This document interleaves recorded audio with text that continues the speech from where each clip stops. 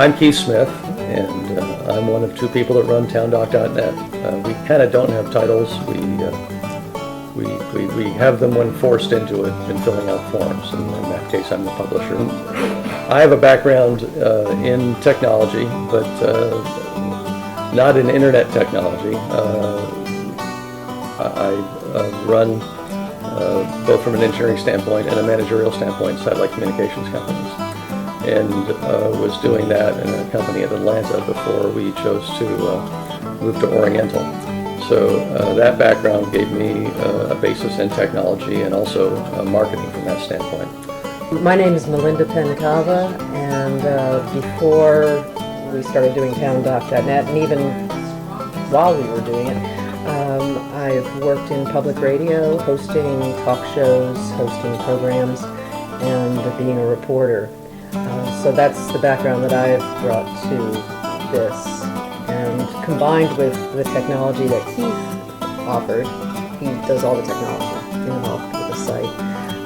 I do the writing, take photos, interviews, and so on for TownDock. And I think that we are rather like a small town radio station, if there were an analogy to make, for what we do online with TownDock. Our focus is very much on our small town, and that's our audience, just like a small town radio station would be. We started TownDock.net in August of 2002, and it was just a few months later when we started getting inquiries from local businesses about whether they could advertise, and that had not been in the business plan. And that slowly began to develop, but we've been fortunate. I mean, the reason that we're able to sell advertising is we have an audience. There's 3,500 visitors on a typical day and about 16,000 page views on a typical day. We had, just to give you an idea of annual numbers, because I see some publications quote those, we had in 2012 1.2 million visitors to the site and over 6 million page views. But most of our local buyers would not be cognizant of those numbers. They just know that people read the site and they know it works. And we've been in a relatively enviable position is that we do not have to do a great deal of proactive advertising sales, i.e. beating the bushes, knocking on doors. For the most part, the business has come to us, and for the most part, we're able to get an advertiser on TownDock.net and keep them for months and years on board because we're a cost-effective vehicle for them. In terms of how the site is created, we use a content management system. We happen to use one called TextPattern. TextPattern is an open source system, but the site could have been done on other systems. Everybody knows the relatively ubiquitous WordPress. Drupal is a very popular one that's also commonly used by news organizations. I happen to simply be more comfortable with TextPattern, found it something that I could create in, and have used that, and it's been a great tool. When I'm asked what TownDock.net is, I tend to abbreviate into saying that we write about boats and dogs.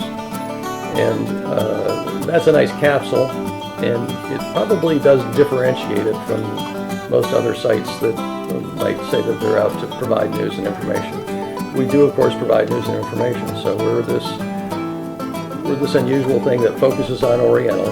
We believe that if it happens 100 yards outside of Oriental, that's probably not in what we do. But there are exceptions to that, but they have to be something that happens slightly outside of Oriental that we believe is an Oriental type thing that really does tie in back into the town. So we write about boats and dogs, but we also write about town meetings.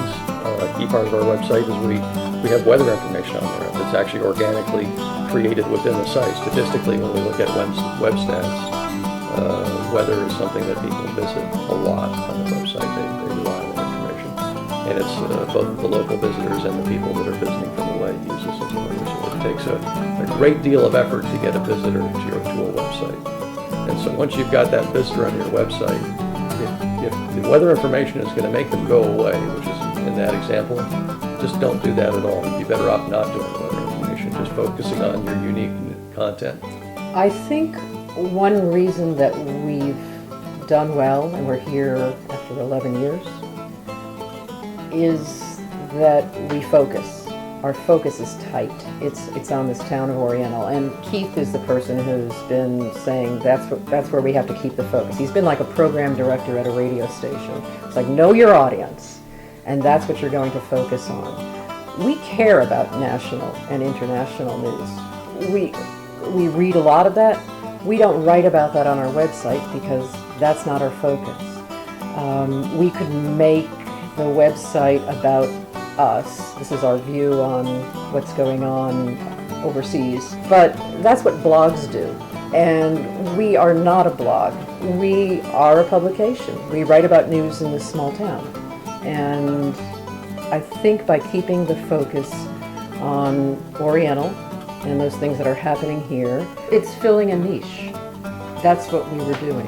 And that's what we continue to do, and we evolve that way. We find other niches that aren't being filled, and we'll do that. So I think in terms of, where do things go from here for hyper-local journalism, each situation is going to be different because it is that hyper-local.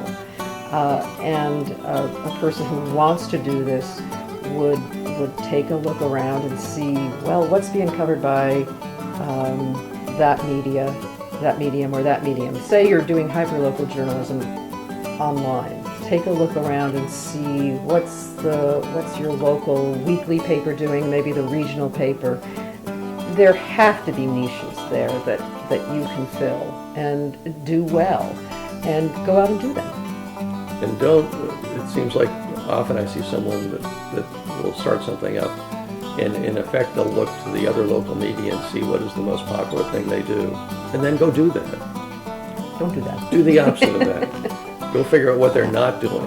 And of course it has to be, somehow what they're not doing has to be compelling to you. And if indeed that is, go do that.